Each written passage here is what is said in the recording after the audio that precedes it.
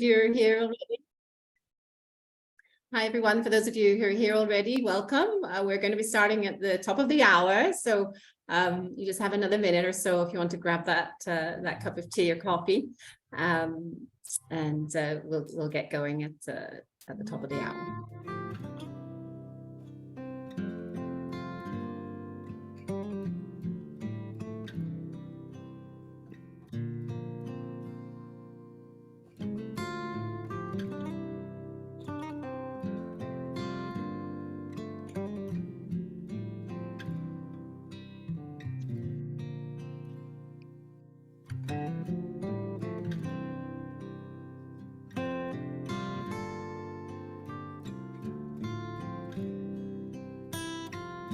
Folks, another moment or so to join before we kick off.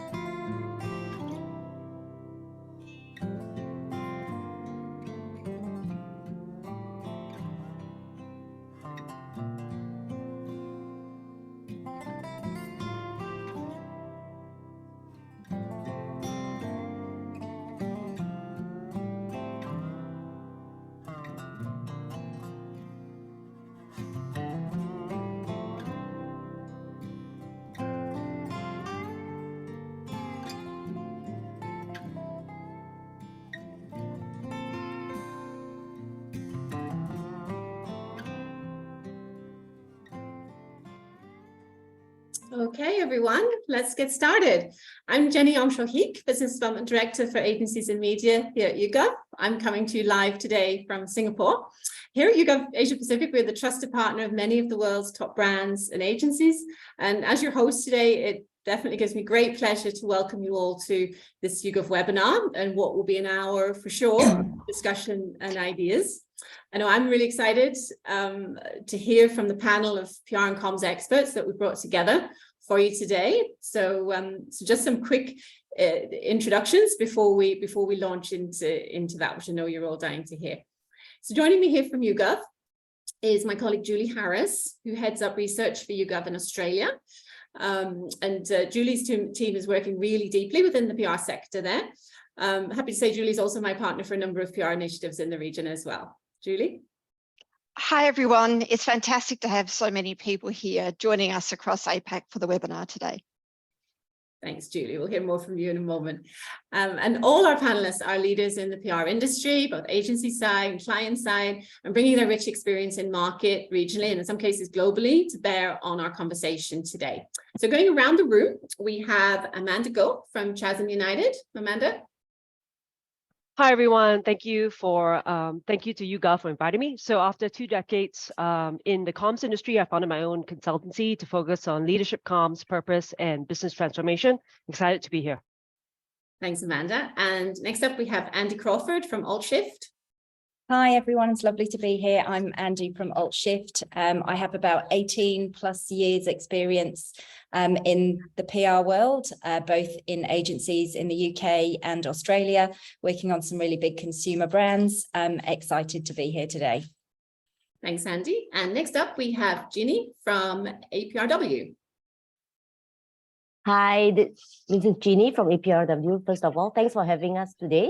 And as an owner director with APRW, I've been on both sides of the table for over 20 years, lived through branding campaigns, marketing campaigns, PR campaigns, and I'm very excited to be here today exchanging views with everyone.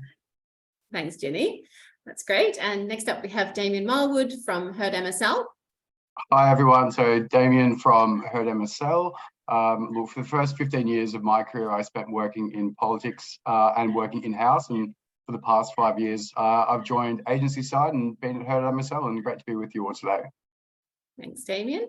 And next up, we have Frances Dwyer from the Impact Agency. Hi, everyone. Lovely to be here today. I've got about 20 years experience in the comms industry, and the majority of that's been agency side. And I've got a real passion for working with brands and organizations that want to communicate with purpose and deliver real impact with our campaigns. Looking forward to a great chat today. Thanks, Frances, definitely. And then representing the client side of the table, we're delighted to have Papri Dev from Tinder. Papri.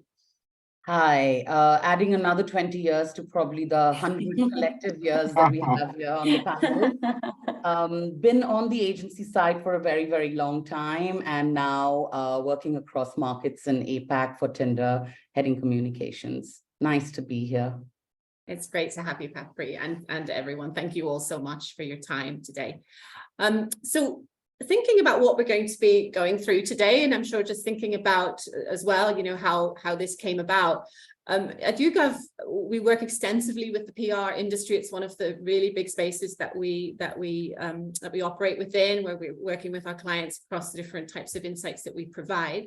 And, you know, coming through what we've all been through in the last 3 years and towards the end of last year, we noticed a shift in the general mood. We thought it'd be a really interesting time to do some research and look into how the industry is feeling about itself and issues that would be highlighted. So for the next hour, what we're going to be doing is discussing topics like confidence, challenges that come with that changing landscape, and learning from all of our expert panel here about how they've navigated those challenges. Challenges is one thing, but then what are the strategies that they would put forward for succeeding in PR in this climate for all of you? So just before we start working through the agenda, let me just flag that we will be taking questions at the end. So feel free to pop those in the chat. We'll also have the Q&A feature. Feel free to pop those in the chat as we go along, and then we'll have some time at the end to put some of those to our panel. Okay, so the first topic here is the research. So Julie, could you talk us through how the research was conducted over the last few months? Well, to understand more about the shifting mood that we observed, we conducted an online survey of 190 PR practitioners across agencies and client organisations. The research was conducted from the 7th of November last year through to the 19th of January this year. And we feel that the sample, you know, includes a really good cross-section of the industry. It represents agencies, clients, owners, C-suite, directors, managers, and employees. And there's a pretty even split of small, medium, and large organizations. Thanks, Julie. So really good spread, a really good representative study. So we now want to dig into the findings of the research. Can you kick us off again, Julie, and share a little bit about what we uncovered on our first topic, which is confidence in the sector and the prevailing mood of the PR industry? Well, I think we can best summarize the results by saying that the industry is feeling cautiously optimistic in its outlook for the next 12 months. So we found 4 in 10 told us that they're feeling very confident. However, almost half said that they're only somewhat confident, and about 1 in 10 that they're not confident. So diving deeper into, well, what's driving this confidence, we can see that, you know, we looked at the sentiment on whether the industry feels that it's recovered, you know, after the disruptions of the COVID-19 pandemic. And again, the results, we found that about 1/3 feel that the industry is pretty much completely recovered. However, 46% feel that it's only partially recovered, and almost 1 in 10 feel that there's still, you know, quite a long way to go to get back to its pre-COVID state. Thanks, Julie. Amanda, if I can come to you with my first question. It's Amanda Go from Chatham United. You're based in Singapore, although working regionally, I know that. What are you seeing in where you're placed in terms of mood? Sure. I think I think the stats is really good, but I tend to agree. I mean, you really can't help but feel cautious, I think, especially in light of what's going on across the US with the banking sector, and then obviously compounded by continued tech layoffs. Overall, I think it's a wake-up call for the industry and talent alike to really diversify immediately, or frankly, shore up their strengths, right? Frankly, if you can't think and write as fast as ChatGPT plus, I think you're being automated and replaced. But look, it's not all doom and gloom. I think one of the things that's come out of COVID is some really entrepreneurial behaviors. I think a lot of people are now doing more side hustles. Some of us left our day jobs to really look at new ventures. I think people are generally more self-motivated, you know, and one of the things that I am seeing is PR people taking up, you know, taking their comm skills and really venturing into other areas like startups, business development, product sales, and even coaching and training, right? And increasingly, I think even with you know, things like the metaverse and what have you, we are seeing a lot more new entries into our space, from creators to freelancers, really looking for those who are skilled with AI. And I think if you have immersive AR, VR, mixed experiences, content, I think that's good opportunities for you. And I think in terms of the geography and market mix, definitely more local relevance and local campaigns and local impact is being seen. I think across Southeast Asia, India, I definitely think there's a bit more less reliance on the regional or even global hub and spoke models, closely following, you know, markets like Korea, Japan. You know, markets like Singapore and Hong Kong, even traditionally hub and spoke, definitely need to demonstrate importance as a center of excellence. Fascinating. Okay, lots there for us to hopefully revisit throughout as we move through the different topics.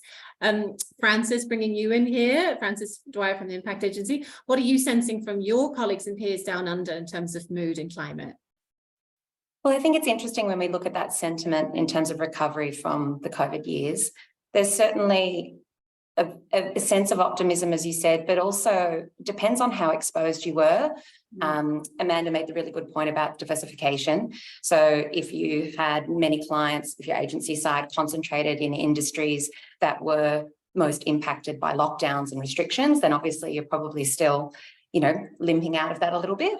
But overall, I think there is very much a sense that here locally in Australia, we endured 3 tough years. Before that, we had bushfires. We've since had floods, and we just keep going. And I think it takes a lot to dent the resilience of the Australian market. And certainly, as it appears from this very positive result, considering the last couple of years, I think our industry is inherently optimistic. It helps us get out of bed each day. It helps us to come up with new ideas and always be creative. So yeah, I think resilience and an enduring spirit is really coming through here. Wow, really interesting. And I love the optimism and the resilience that you're talking about there. That's as we work through the challenges through the course of the rest of the webinar, there'll be plenty there for us to look back to for sure.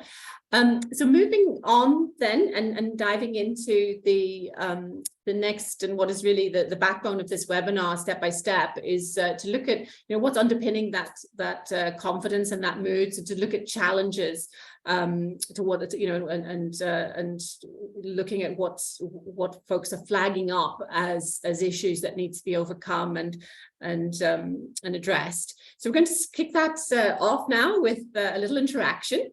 Because we have over 200 folks registered for the webinar today, so we'd love to bring you in, guys.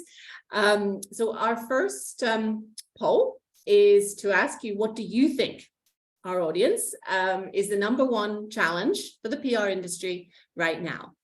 Okay, so I'll not read through all the answers, but just have a read through yourselves and pick one.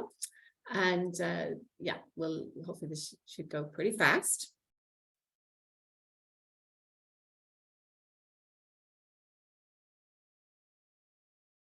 Okay, so I'll just give you all a countdown.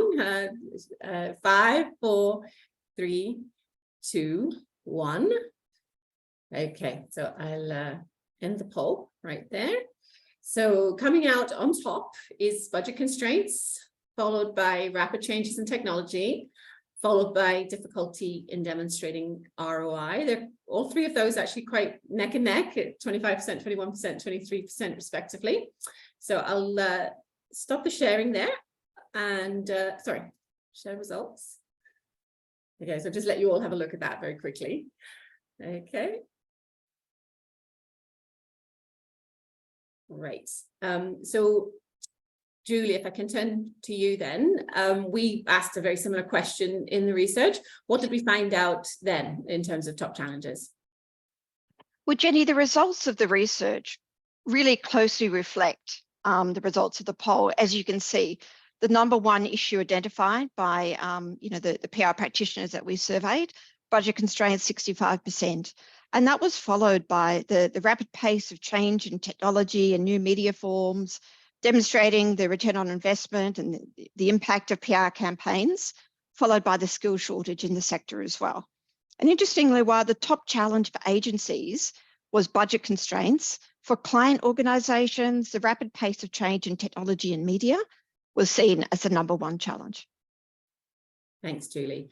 So if we take those in turn and also sort of turn it around a little bit, I'm going to actually go to Papri Dev on the client side to ask about budget constraints. I suppose it's inevitable, Papri, but how do you, in your role, work around those constraints? Yeah, I think, I mean, the fact that there's going to be budget constraints is something that's very, very inevitable, right? I think we all know that that's here to stay. I think the golden years are pretty much behind. But I think what's incredible about PR and having been on the agency side and now on this side, I think is that like we know how to tell a good story. It doesn't matter when it is, right? So, and telling a good story means keeping in mind the environment, coming up with an excellent idea that can work, sometimes just based on the insight. I mean, most of the ideas that I've seen really go out there and snowball are the ones that come from, something that's very universal that people want to hear and want to talk about. And it isn't necessarily about like a big campaign being put out there, but something that touches the heart and kind of, So from my perspective, I would say we always look out for, the really good insights and the good ideas, that come from our agencies and find the ways in which we can make that work. Sometimes the best execution comes out of, the fact that you have a limited budget to kind of work on. So you're much more laser focused, to kind of, use absolutely the right channels and make the most of it. And those channels could usually be the ones where notional cost is involved rather than a big budget spend being put behind it. Excellent. Yes. So sort of amidst all those obstacles and challenges, that's where the real spark can happen. Damien, if I can come to you with the second highest ranking challenge in terms of technology. You're sitting in Heard MSL, large multinational PR agency. How are you guys dealing with this? I mean, I think first we have to realize that, changes in technology or evolution in media forms is not something new. We're probably going to be challenged by it for our entire careers. But at the same point, I don't think that's something that we need to be particularly worried about. I was born in the 80s, and at that point, computers land on every desktop. In the 90s, we got internet access in the workplace. Since then, we've had cloud computing, AR, VR, and of course, AI as well. And I think, the key to kind of keeping up with this is just the curious mindset. And one of our agency values is stay curious. And, we do reward and we do incentivize consultants who demonstrate that. And I do think it is a bit of personal responsibility to make sure that you are going out and you're, checking out what's out there, that you're testing and learning. There's a lot of technology, different platforms you could utilize. And I think it's up to you to kind of go and say, hey, does this work for me, or is it just a complete another waste of time? I think likewise, with media forms, there's evolutions in this space, but I think, let's not get too distracted by that, because, I think Papri kind of, hit the nail on the head when, what's really, really important, are the core principles of effective communication. And that is, understanding who your target audience is, what channels are they on, and fundamentally making sure that your storytelling, the story that you're pushing out there, has been properly scrutinized to make sure that it's going to have the news value, that's going to drive impact, and it's going to resonate with the audience. So, we are going to be challenged by media forms and technology evolutions, but like I say, let's not be worried about it. Let's embrace them, and let's make sure that we're focused on the core principles of effective communication. Thank you. Thank you. It's back to the old principles, isn't it, in terms of thinking about your audience and what works, rather than being sort of terrified by change and getting carried away with that. 100%. It is those core principles and making sure that you adapt them to the right channels and to the right audiences. As I said, those media forms have changed since I started working. Like in my first job, for instance, we used to fax out media releases. I don't think anyone on this webinar, including myself, could even remember how to actually do so. Like, that's less important. Making sure that you've got a good story is always going to be the #1 priority. Yeah, spoken like a true fellow elder millennial there, Damien. I couldn't agree more. I remember. Days of waxing are behind us, and that's a good thing that tech has taken that manual element away, right? Correct. I remember biking transparencies around London, like, you know, the old trannies. So you couldn't just email an image somewhere. You had to book a bike and put your transparency on it and send it to the address, like carrier pigeon of old, I suppose. How about calling the newsrooms and getting the engaged tones all the time? Because everyone was calling the landline. I would kind of say is that, like Damon kind of mentioned, that, you know, we have to kind of, I mean, all of this is going to be there, but putting ideas on the table, you know, needs to be a practice that we keep on, because I think what tends to happen is that when budgets go down, you know, when there are lots of constraints, everybody tends to hunker down and kind of, you know, just focus on, you know, just in terms of delivering the basic stuff. But I think we need to kind of make sure that we constantly vault over and, you know, get the ideas on the table, because then getting that idea to life is, you know, a kind of, if that idea clicks, I think, you know, whether it's the client side, we'll partner with the agency side to kind of, you know, bring it to life in whatever way possible. Yeah, so what we're hearing is really about, you know, even when things get tough, really back to basics, don't lose sight of just the inherent gold that is a great idea with a clever insight, but simple at the same time.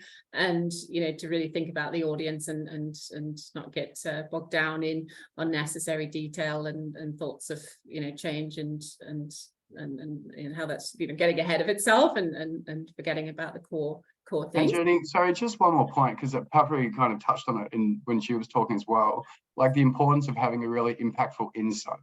And, you know, I think if you look at, you know, those campaigns that won at Cannes last year, I think, you know, what you actually notice is they just have one insight that drove the entire campaign that is so impactful and so powerful. The rest follows.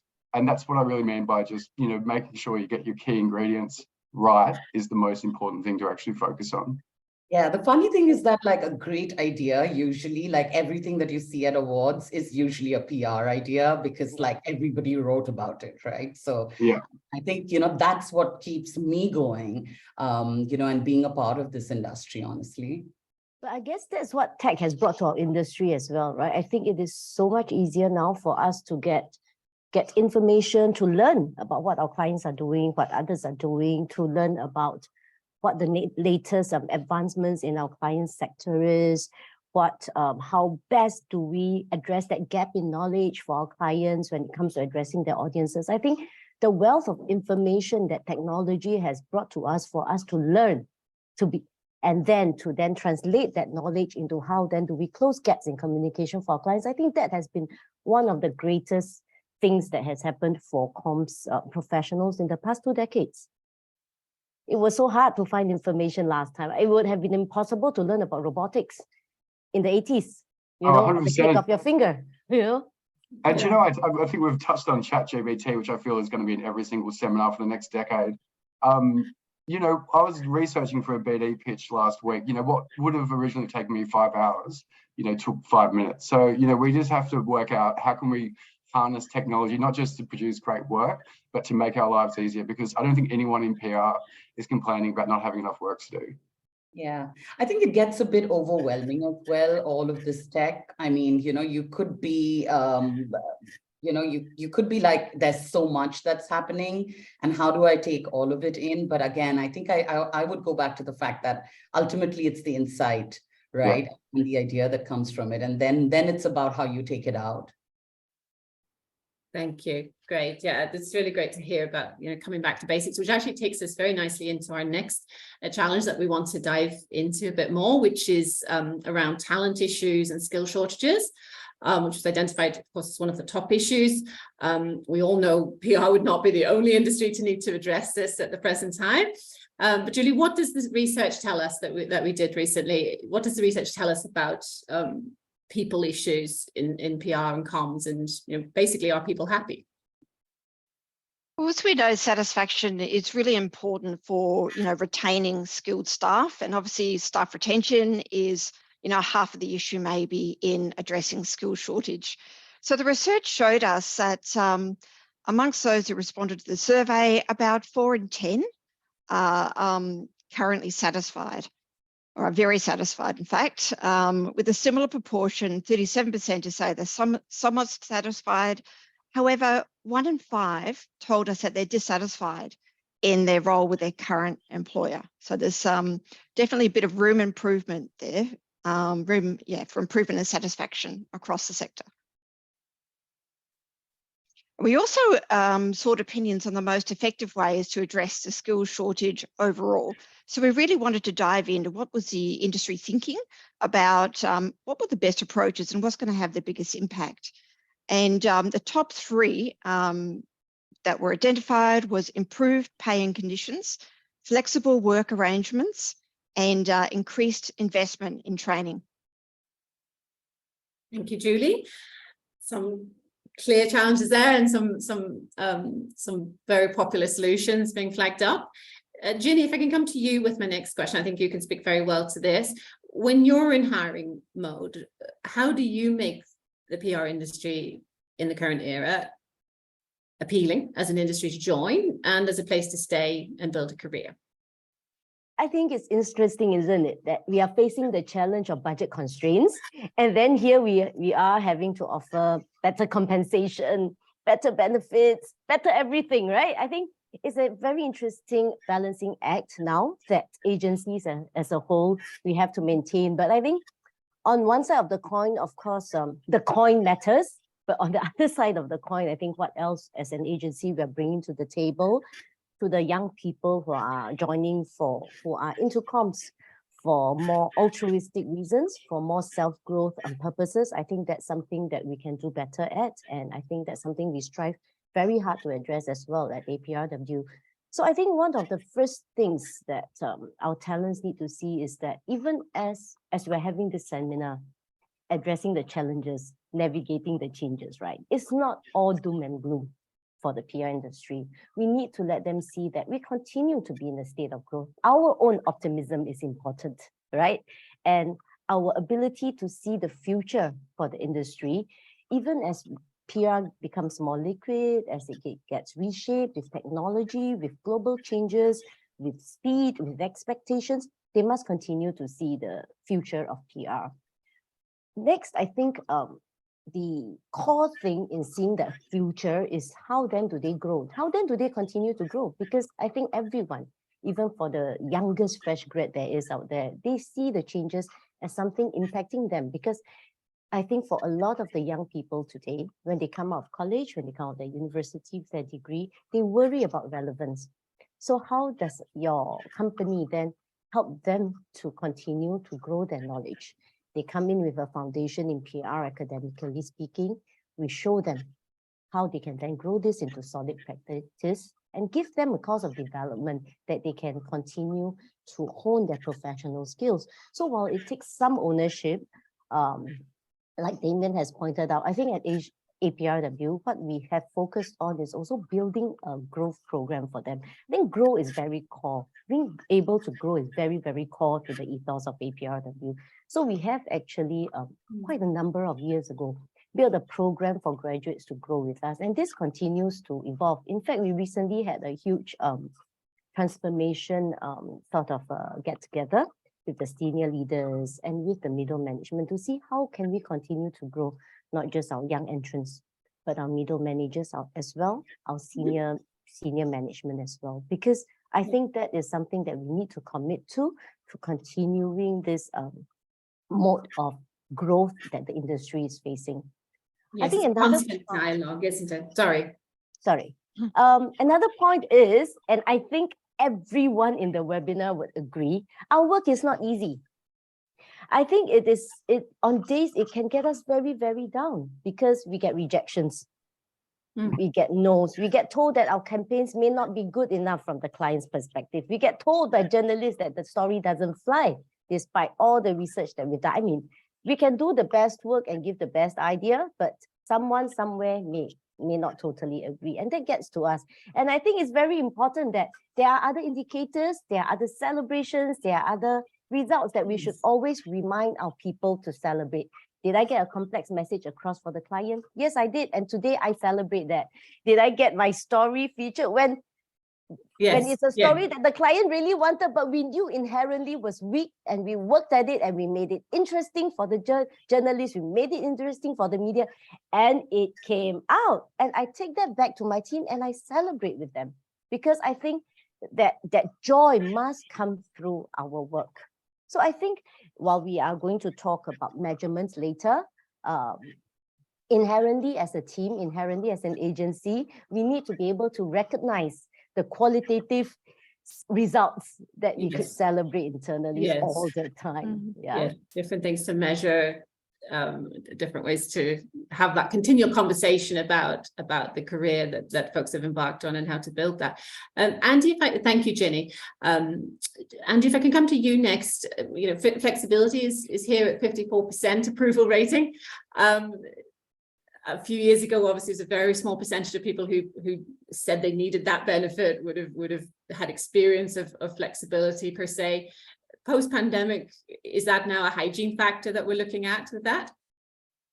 Absolutely not. I think flexibility is mandatory in our industry. And I mean, to your point about the skills shortage, if we want to retain, and all of us as agency owners, directors, leadership do, if you want to retain the highest caliber of team, then we need to accept that part of their kind of requisite is flexibility, whether that's hybrid working. So, and I think the thing is, I think pandemic showed us that flexible working can work.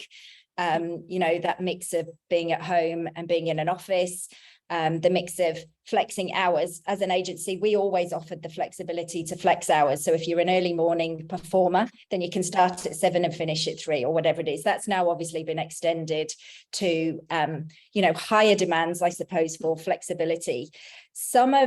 Particularly on, in our agency, we have a lot of, and in our industry, actually, we have a lot of return to work mums. And they're some of the highest performing people. If you want to get a job done well, I think you ask a mum to do it, right? Because they're used to juggling, they can manage a huge workload. In order to attract and retain those women, we need to be able to offer them the flexibility that they require for their own kind of family, work-life balance, etc. And I think flexibility doesn't have to just be about working from home. It doesn't have to just be about hours. It can be offering people the potential to do other things. So, for example, we've just introduced an initiative that means that one day a year, people can go and do a day's volunteering. It's a paid day, and that's offering them the flexibility to actually extend their kind of out of work life as well. So I think, honestly, the highest performing companies in the world, the likes of Microsoft, Google, etc., their offering is so flexible, and they're managing to make it work. The UK recently did the 4-day working week, proved hugely successful. I think, honestly, that flexibility can, in a very competitive market for us, where people are asking for very high salaries because the shortage of skills is so low, because we are so desperate for people in so many circumstances, that flexibility option can prove a huge part of a salary package, if you like. You can give them the chance to work from anywhere for a month. You can offer them a career break and hold the job open for a year, which are all things that we do. And all really just adds to a very competitive package. Yes, I love the point about, meaning different things to different people.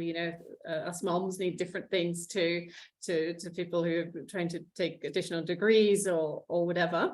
That's really valuable insight. Papri, if I can turn to you, again, wanting to hear from you on the current client side. At a brand as big as Tinder, is talent attraction and retention any easier? Is it very much the same kinds of conversations that Andy and Ginny have also been talking about? And the same needs coming through from your team? Yeah, I think people are essentially the same on every side, right? I mean, they want good pay, they want flexible arrangements, they want opportunities. And I think even finding the right talent on the client side is the same thing, finding them and then keeping them on. I think as agency leaders and as leaders on the brand side, we do understand that when you have the right person, it's important to kind of, make sure that those opportunities are available to that person. And it's very personal again, right? Like being flexible about flexibility, like Andy said, is at the core of it. And I think we all understand that losing a person and trying to put that person, kind of replace is probably a bigger cost, right? And I think organizations understand that. So yeah, I would say, all around that there is a need for us, and we do look out to kind of keep good talent in place. Thanks. And I would just add to that, I think, one of the changes or impacts of COVID was, for people in leadership positions, be that in-house or agency, like we basically became full-time HR directors as well. Like we needed to change the way we did our recruitment process. Like we have record low unemployment. So no longer can you be the last kind of final tick in the interview process. You've got to be first, you've got to get them across the line. Likewise, I think it's helped really drive this understanding that our people are the product that we sell to companies. Like their brains, they're smart to get up and go. So making sure we do everything possible to actually help and support them, has never been more critical. So I think in some ways, like in terms of the COVID impact on how it's actually transformed, maybe our approach to how we do with people management, has been really beneficial. Yes, and the long-term effects of that will carry on through. Great. So we have actually received a couple of questions relating to this, but I'm going to take the decision to move on through the agenda for now, and we'll come back to the great questions that have come in about hiring and about the cost of degrees and so on. We're going to come back to those in our Q&A later on. So we're going to move on now to the next challenge, which is around meeting the needs of clients. Again, this is not to be seen as a negative thing. It's, all of us in agencies, whether it's a research agency, an insights and data agency like us, or a PR agency, we're here because we want to do great work. We want to build those great relationships. Julie, over to you. The insights we've got from the research about the challenge of meeting needs and expectations, what did we find out? Well, as the slide suggests, Jenny, the research does suggest that it is getting more difficult to satisfy the internal and external clients that we're working with. So, whether you're agency or client side, it was fairly universal, with like 98% saying that, and acknowledging that there are these challenges. And the top three that were identified, it's really about, I guess, budget getting tighter while expectations are increasing. So it's almost the impossible ask, and very short or unrealistic timelines to plan and execute campaigns, as well as, more recently, unexpected world events really impacting the media coverage that was intended for the campaign. Thanks, Julie. Amanda, I think you can speak very well to that last point, actually, navigating the unexpected.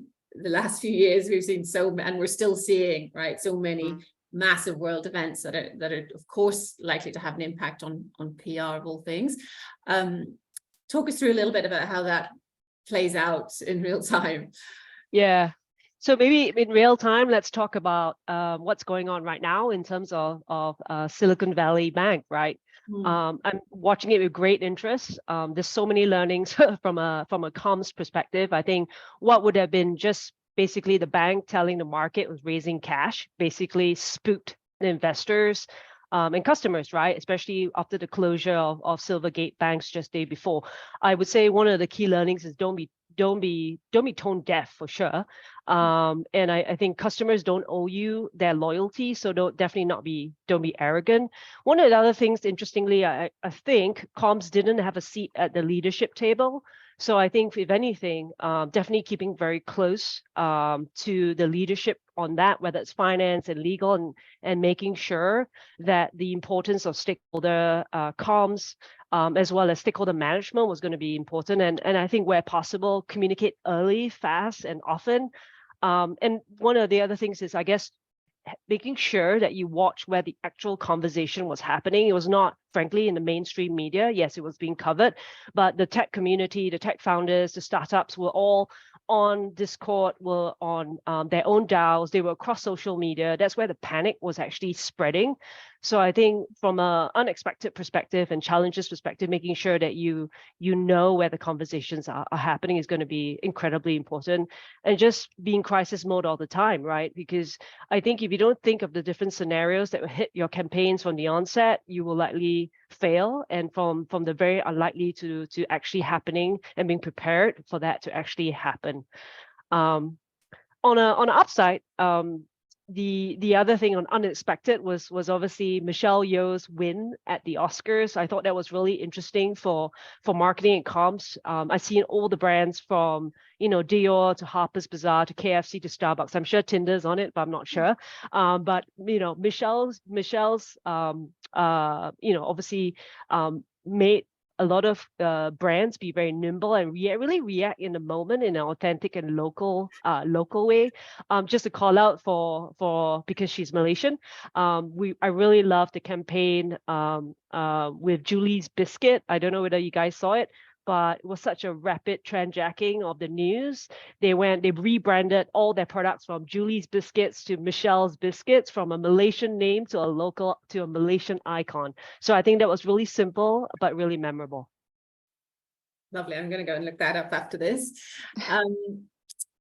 Terrific insights, Amanda. Thank you so much. We're going to jump on then to the next, to another challenge coming through here, which was, and it's actually something we have touched on a lot, is insight and target audience understanding. Ginny, if I can come to you with that question. This coming out is very important from everything everyone has said so far on this webinar. It's important, but when you don't have that insight, how do you and your team go about getting it?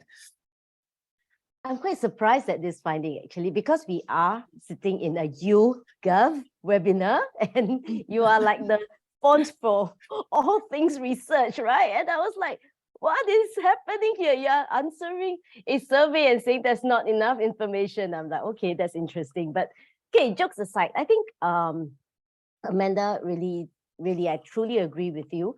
I think what happens is sometimes corporates become so tone deaf because they just don't have that critical understanding of their target audience. And I think in today's world, there's a big group out there that we cannot afford to be tone deaf to. And this is the scariest term when a PR agency receives the brief. The general public, there's so many briefs where your client would do as a catch-all. Oh, my target audience are youths between 18 to 35. And secondary audience, the general public. Unfortunately, the general public noise and reactions very often, because they are not as familiar with your brand, with your corporation, with your organization as your target audience is, they are the ones that end up making the most noise, reacting the most harshly, and then end up canceling you for one reason or another.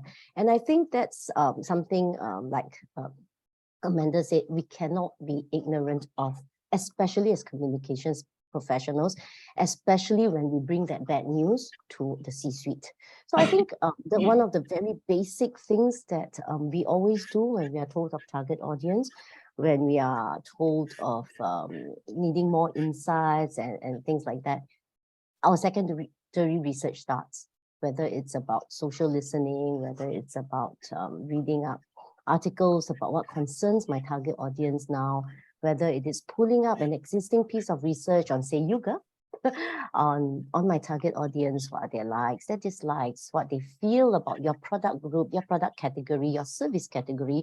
I think that's always the first step.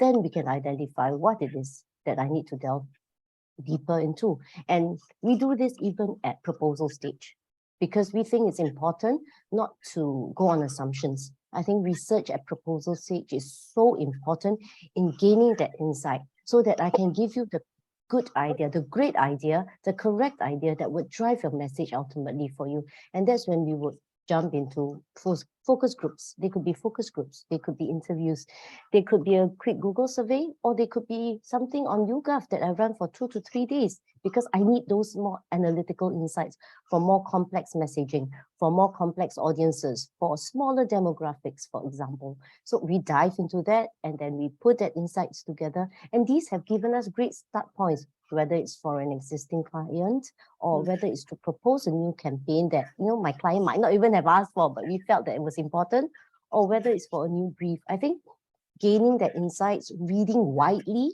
for secondary research, not just narrowing your search down, being very open to exploring existing research or ready insights as a good start point so that you don't waste time, and then deep diving on areas where you find gaps before we go anywhere near sharing insights and ideas with our clients. I think that would be a good start point in today's world.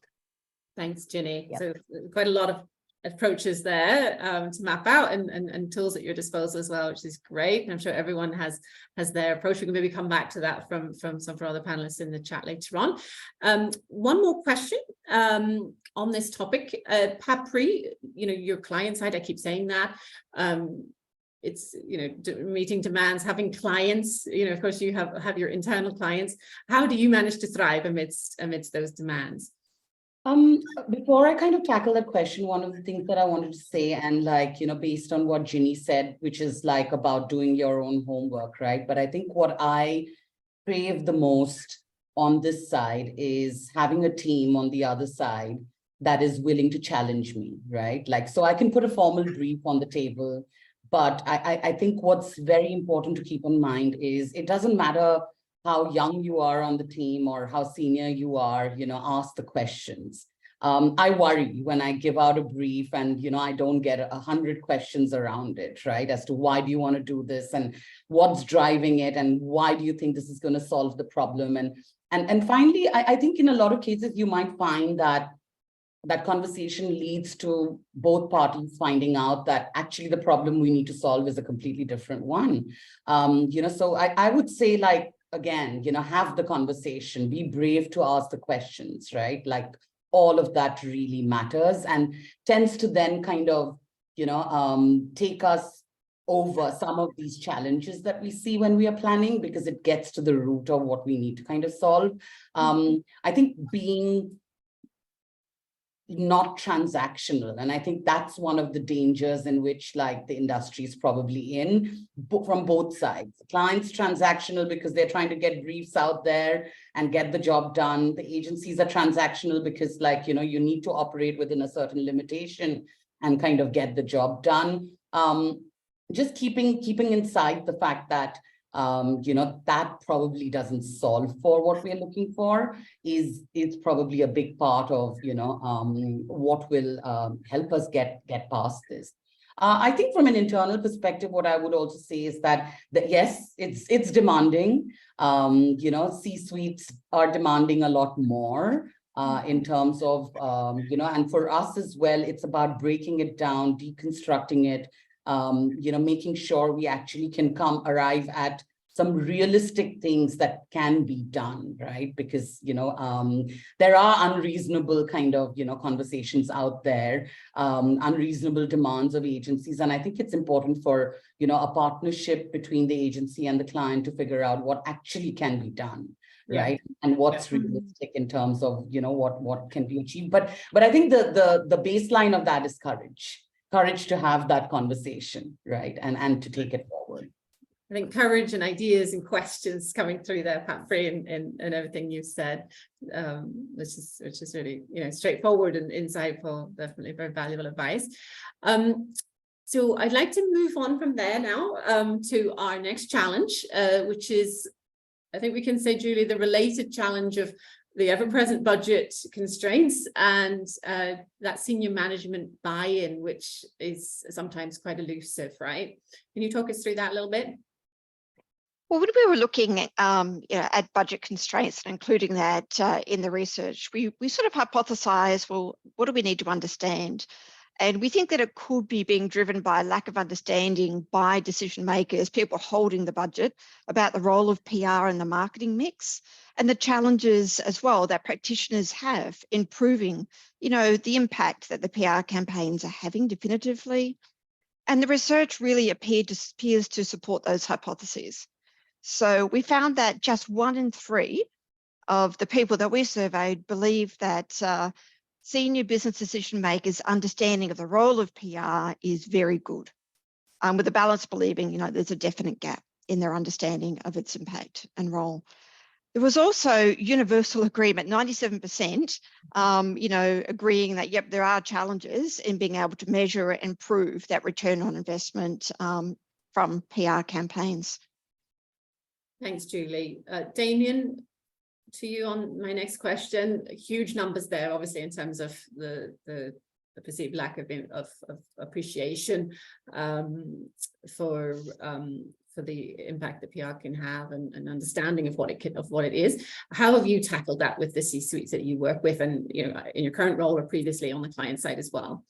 Yeah, definitely. I mean, look, I would say there are actually a lot of the C-suite that I've dealt with. There's a surprising number who are actually quite proficient in what we do as PR. And I'll tell you what, whenever there's an issue or crisis and you're in the room, in the boardroom, they definitely respect the role of PR in that instance. But look, I think like everything when it comes to effective communication and influencing, it's about understanding your audience. So, the C-suite is there for a reason, it's setting vision and strategy and, the financial health of any company. So, understanding what that particular company's kind of vision and strategy is, like what are the key markers of success? Like what is going to make the CEO look good, to his board or, to his minister or her minister, and really kind of working hard to demonstrate what the actual business impact of a PR campaign could be. And, I think sometimes in PR, like we end up speaking PR speak. And I remember when I first joined agency 4.5 years ago, I almost couldn't, it was like I couldn't communicate the same language that even the most junior people could actually speak to me in. So, I think it's less about going on about the total number of clips, key message cut through, sentiment, impressions and all the rest. They're all really important metrics to us. But I think what they want to hear most about is what is the potential business impact of a campaign. Now, PR just needs to be part of the mix. Like I don't think we can try and claim it all.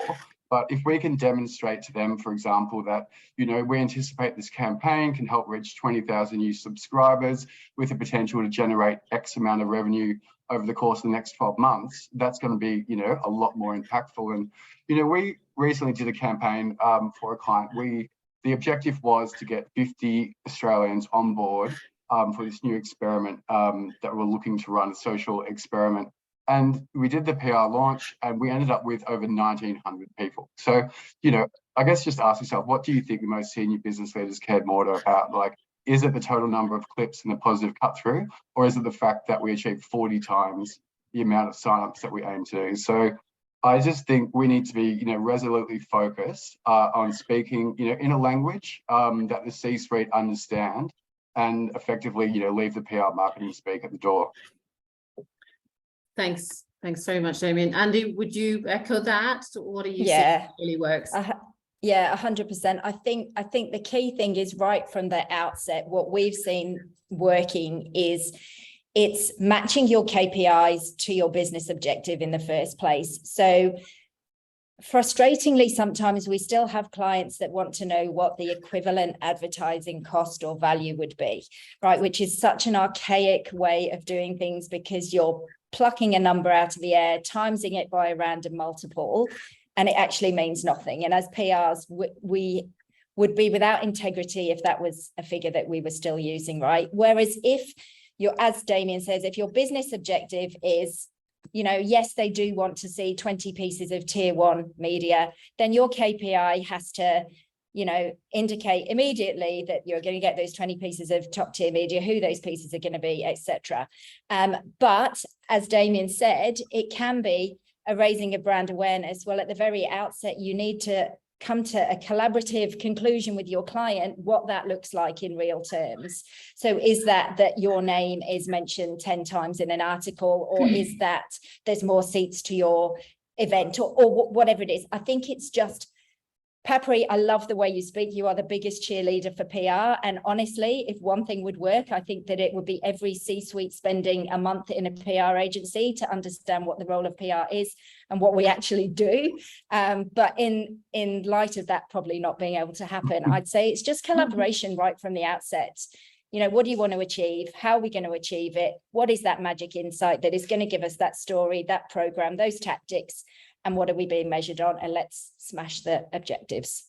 Yeah, I mean, I agree. I mean, I think there's a role for us when we get get to the client side and are a part of functions internally to set very realistic expectations about what PR can do. The fact that it's a part of the mix, the fact that it does contribute. And I think, that is a responsibility that people, on the brand side need to work on every day, because honestly, like, this is just as an aside, I haven't been able to explain what I do to my parents forever. And I don't think I ever will. And I don't think I can explain PR, because even when I sit down and try to explain like what I do, it covers in such an entire gamut of things. It's very hard to put it in a box. But I think what I would add to this is that, like, I stay in this industry and I do the work that I do because, I do know that we inherently contribute. And I think one of the things that I haven't heard for a long time is like people talking about brand equity and the fact that it's made of the tangibles and the intangibles, and, how the market feels about your brand today, and, is because mainly of the work that like the PR team, whether it's on the client side or the agency side, has, is the work that they do every day, right? Like, so I think it's constant coaching around the fact that, yes, there are measures in terms of output and outcome and impact and the rest of it. But at the end of the day, it's about like, what does your brand look like out there today? And how does somebody feel about it? And all the biggest brands in the world that, have great brand equity are built on great PR ultimately, right? Like whether you see it or not, or whether you can measure it or not. And as people in this industry, we need to be inherently comfortable at not having to, at not trying to kind of justify ourselves constantly with like really scientific measures. And, being able to kind of constantly say that there is a broader, it's an art and science, I mean, at the end of the day. And so it's going to be this. Thanks, guys.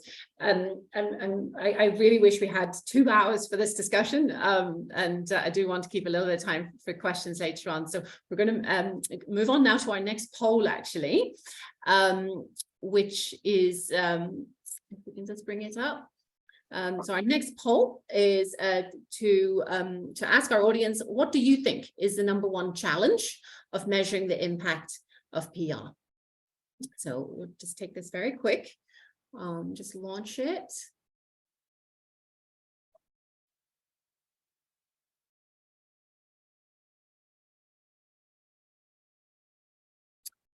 Okay, so again, you're just choosing one, whatever you think is the top challenge in terms of measurement. Some clear leaders there.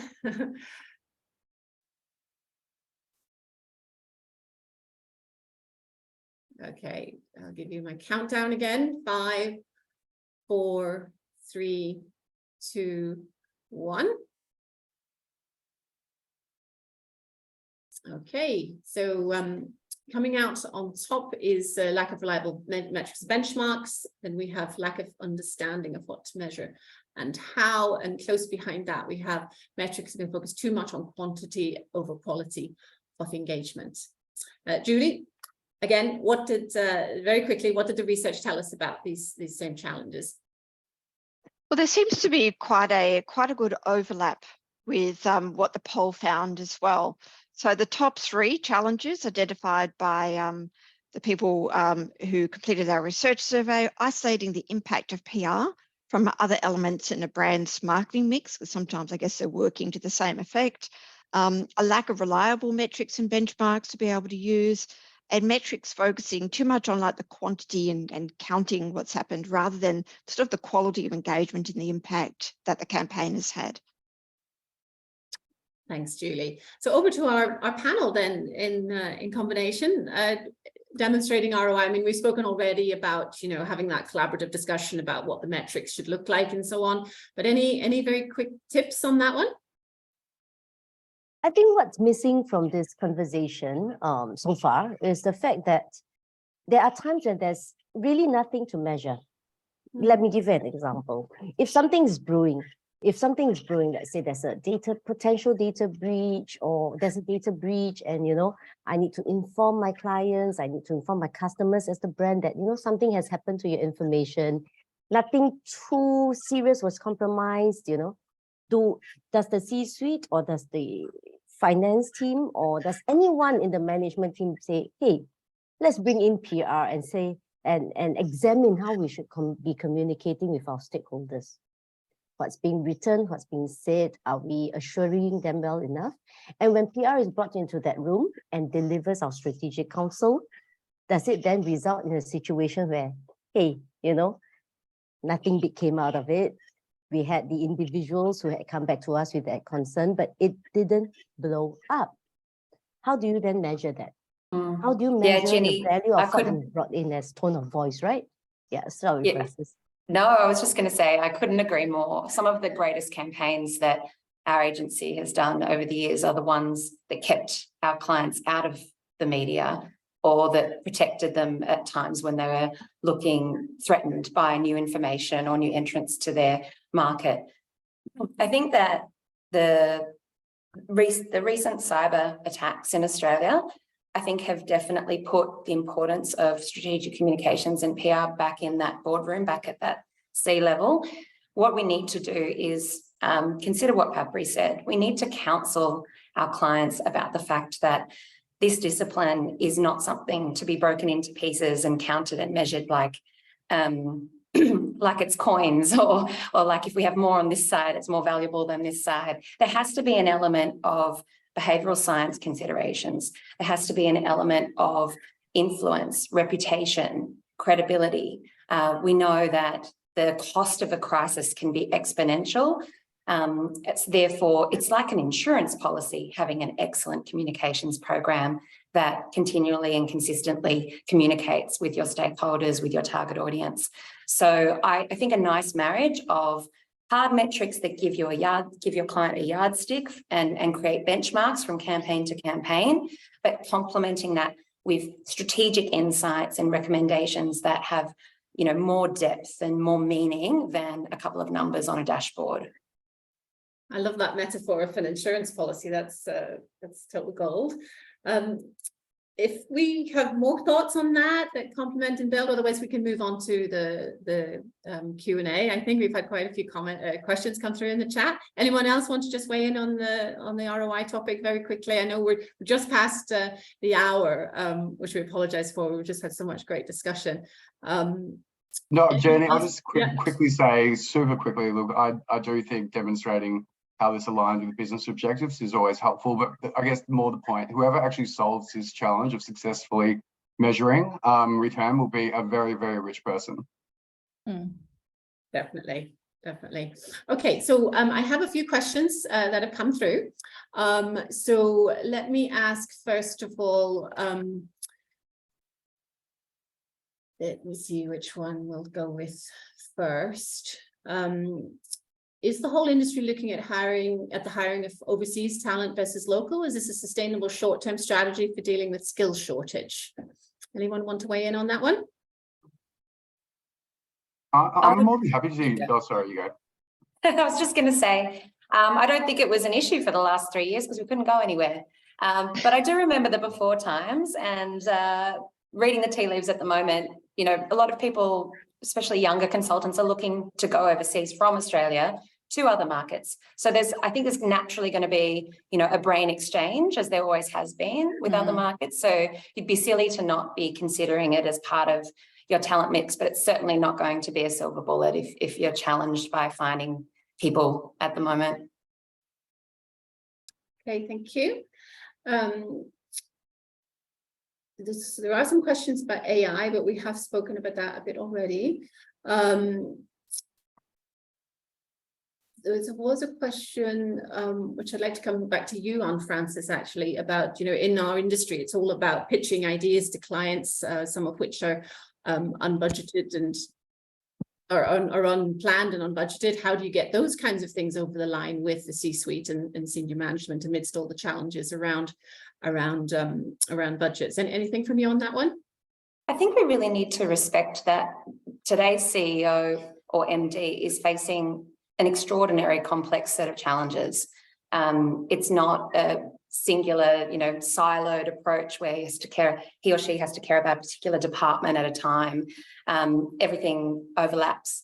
So having a little bit of respect for the challenges that they're facing and asking those questions. I think the themes of curiosity and partnership have been throughout our answers today, and we have to stick to that. What are the great questions we need to ask?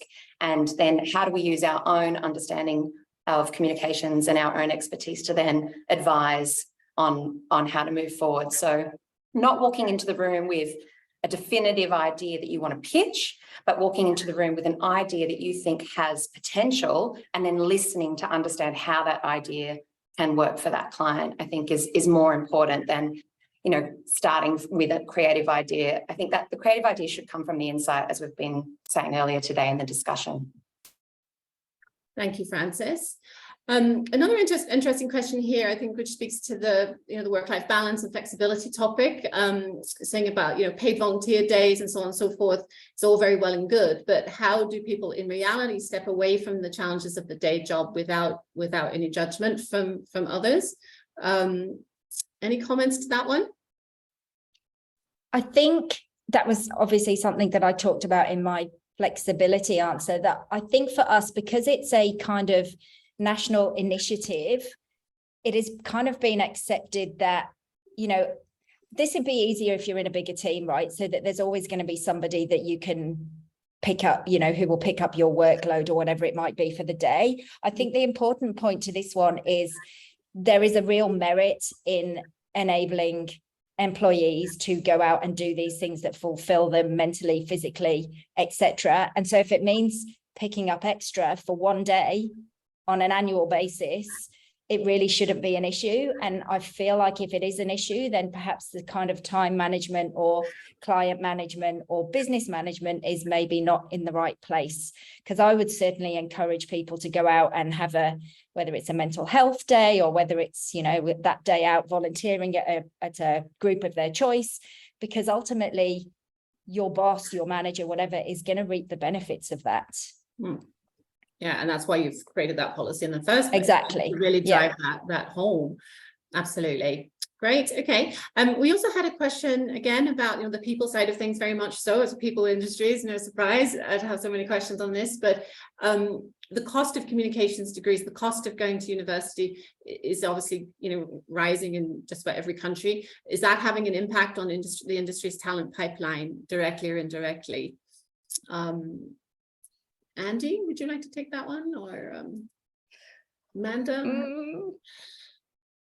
It's not something that I'm terribly well versed on, and I don't tend to either just look at comms degree graduates either. I think it goes beyond that. I don't know. I don't even know how much it costs in Australia to do a degree, which I really should do, given that I've got a daughter fast approaching university age.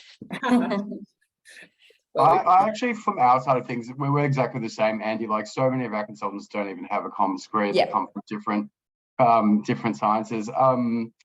Look, I don't typically necessarily see the shortage coming through on that AC level. I think trying to find somebody at the mid level is like finding hen's teeth at the moment. So it's not so much at that entry level that we have the issues. Okay. So well said, Damien. I couldn't manage it myself. Okay, and I'm just I know we're over time, folks, but we still have a lot of people in the call, so I think the engagement is there. So I'll take my shot at another question, which is about ChatGPT and AI. And the question goes as follows: what is the relevance of junior execs, given that they can generally be that their work can generally be automated, and therefore they might not be given the opportunities to hone their skills? And we've talked about ChatGPT and AI at a sort of macro level in terms of it has its place, but what would you say to junior people who are seeing it really encroach on their work, or that it might be misused somehow? I have a point of view on that. I don't think I could run like communications with just ChatGPT. Definitely need my agencies, definitely need the people in the agencies. And I think for a lot of brands who are going after younger people, they want to hear from younger people on the account, right? We want those young junior executives in the room telling us what they think. So I think a part of it is just like belief. and, you know, absolutely know what ChatGPT can do and what new technology can, and, you know, but at the same time, believe in your own kind of ability and, you know, reason why you joined this industry, and like, you know, be present in the room, right? Like, you know, be present is how I would kind of put it. Yes, I think what a lot of you are saying is forget about that junior label, right? It's you want a more level playing field. You want everyone speaking up because they represent something. Jenny, to be honest, I actually find that question semi-offensive in one way. Like, I would say our junior team members are some of the smartest, most creative, hardest working people in the team. They bring such unique perspectives that, you know, someone who's been in the industry for 20 years couldn't actually bring. ChatGPT has a place. Will it change some things? Yes. But those kind of powerful insights that only the human brain can actually mull over and provide, you know, at this point can't be replaced. So I say to any junior consultant, like, your future is very bright. You know, you'll probably be best at utilizing the technology to further your career. Absolutely, and they're not afraid of it. I think that it's those of us who've not the elder millennials who grew up analog and are now digital, but maybe those who are more, you know, oh, here we go, this is going to phase something out. The reality is every technology that has come along has made our jobs more interesting, easier to do, more complex. It's created entirely new revenue streams. You know, when we think about the origins of PR, it was very media relations and event focused, and now there's a whole array of services that we deliver under the banner of PR, and that's come from new technology. So in terms of how we approach it with juniors, we just mentioned, Damien and Andy just mentioned, you know, the skills challenge being maybe a little bit higher than at the graduate level. I think it has a lot to do with the graduates that spat out of the system at the beginning of the pandemic. They didn't get jobs. And I think we might have lost them altogether and they went to other industries. So I think we're feeling the effects of not investing in juniors a few years ago, now in that sort of, you know, 3 to 5, 3 to 8 year mark.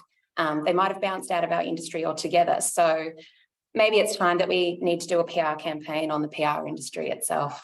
I think for APRW, right, most of our recruitment is done at the graduate level, so at a very junior executive level, and I have loved having these young people on board, coming in with their new perspectives, coming with their fresh ideas, coming in with knowledge of people their age that I can't quite get because I'm not one of them anymore. I'm decades away from being one of them, right?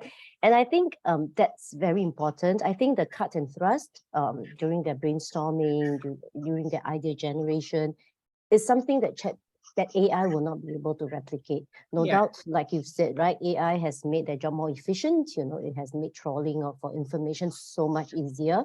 But I think that real brain contribution. Let me give you an example. I think a couple of weeks ago, the Straits Times here in Singapore, they did a report. They actually tested ChatGPT, I think, on our very infamous, famous entrance exam to secondary school. This common exam that we all go through called the Primary School Leaving Examination, or PSLE. And ChatGPT tanked. And that's because over the years, the PSLE has been evolving and including more and more questions that requires common sense, real life thinking, application of, you know, just your brain as a whole and not a trawl of historical knowledge that I can memorize and regurgitate. And that's what ChatGPT has been found to be best at. And that's not what PR is about. That's not what communications is about. So I do want to assure all the young people in the 67 that have remained with us, thank you so much, that there is a future here. It's not all doom and gloom, but make use of AI, and then you can be a better communicator. Yeah, as one of the many tools that you need to have a mastery of to succeed, right? So I think we're going to leave it there on the questions. We've covered most of them, if not all. And let's just, I know we're a little bit over time, but we have got a lot of people still with us. So anyone who has any closing thoughts, feel free. Our topic of navigating for success in the current landscape of PR. Any quick closing thoughts from our esteemed panel? Very briefly. I can go first. I mean, I think, look, if you're in PR, you have to love it to be in it.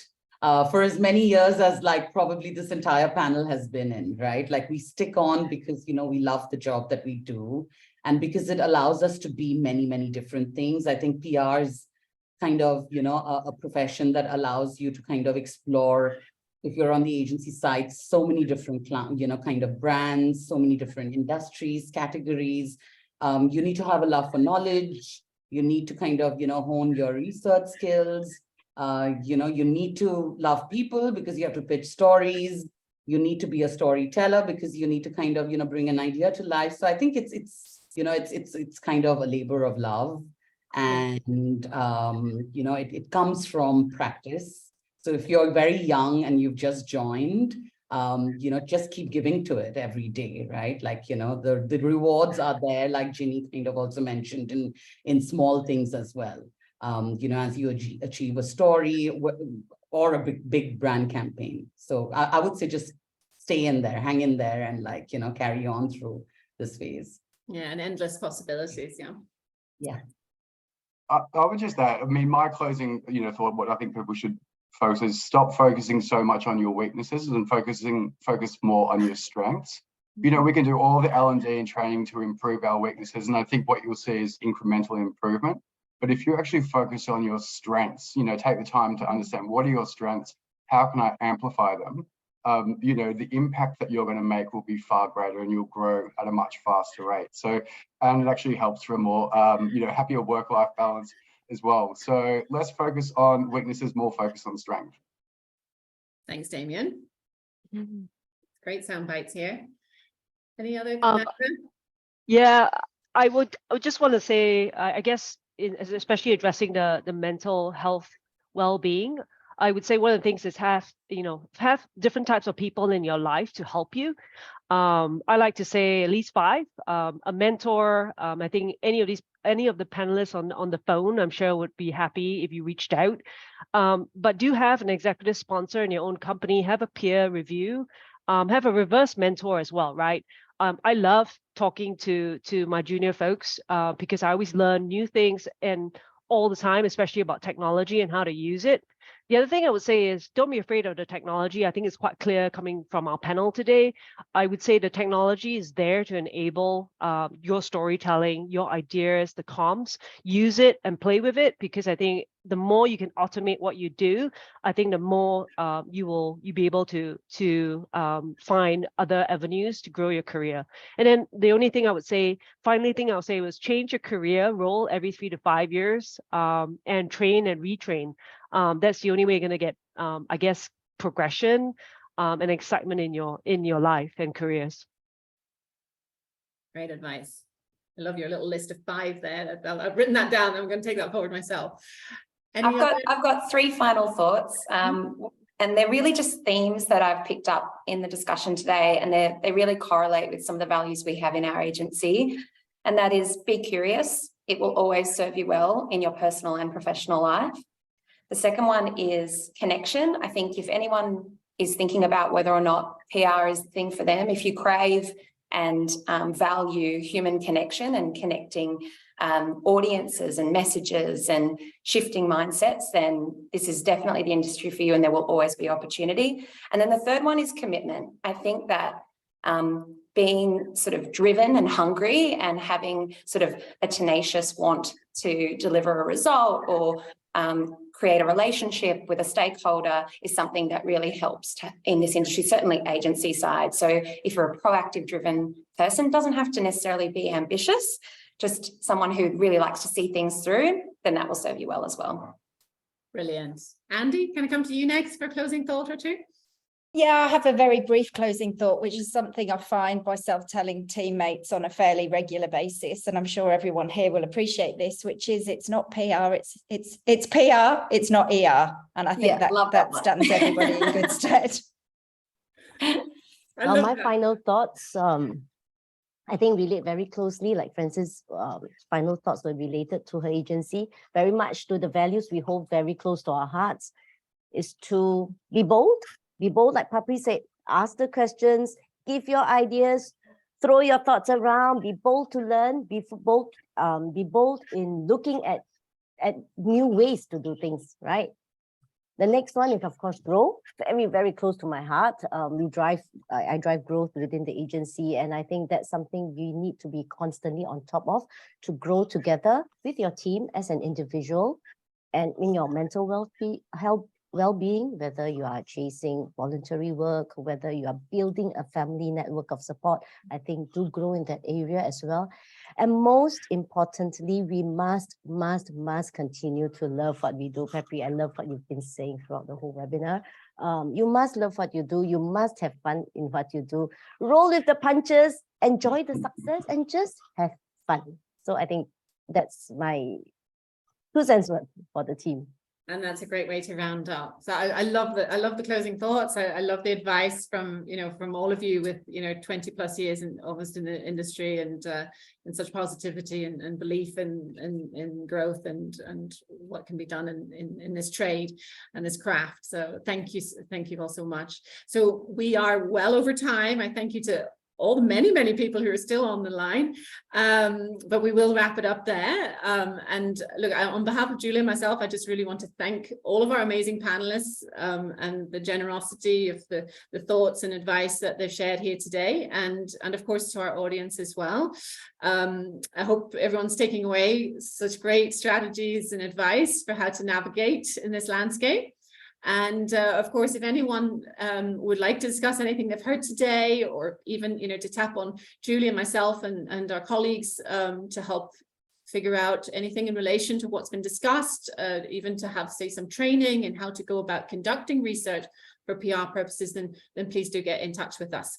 Okay, so we'll leave it there. Thank you all so much. The recording will be going out to everyone, and hopefully that can help to spread the impact of all this advice even further going forward. So thank you once again. Thanks, Jenny. Thanks, Julie. Thank you. Thanks, all. everyone, and Thank Yuga. you. Thank you. Thanks, everyone. Thank you so much. Thank you.